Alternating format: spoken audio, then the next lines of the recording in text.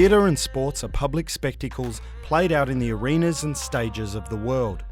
Ahilan Ratnoman's latest production, SDS1, combines the functional movement of sport and the expressive gestures in dance. I guess what I'm trying to do is to bring the audience into something approaching like a surreal or strange football match where things are reordered, but they still see the psychological rigour, the physical rigour in the game.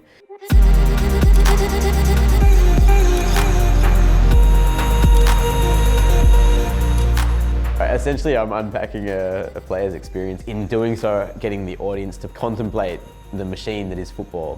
The reality of it is much tougher than the glory of the match play. He's done a lot of training in his time and has had some success in various clubs across Europe, but has not broken through, which that in itself is a really interesting and often untold story. Ratnoman's ambitions as a professional footballer fell short, but he still held a desire for performance and spectacle. He now uses his football skills to bring new audiences into playhouses. The first thing which I am interested in is bringing a football audience into the theatre. It is based on these movements which are just inherent to so many footballers, like these movements that are just in their bodies from years of playing. That is automatically an in point for them to then view a piece which is quite abstract.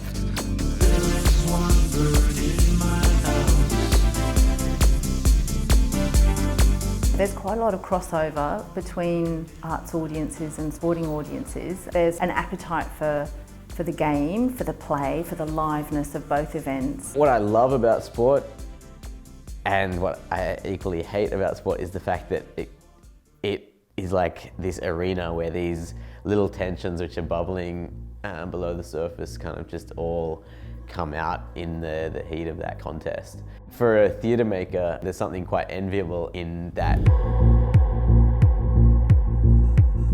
There's really strong narrative around confronting defeat, as well as, of course, the kind of thrill of winning. It doesn't get more kind of Greek epic than that. SDS1 draws attention to the fact that what plays out both on our sporting fields and in our theatres can be equally provocative and transformational. In sport, sometimes it shows itself in a quite barbaric kind of way, whereas through the social conventions and the social etiquette surrounding theatre and its institution, it's often done in more of a thought-provoking way. I try to get a lot from the game, what happens in the politics surrounding the game and how that reflects our society.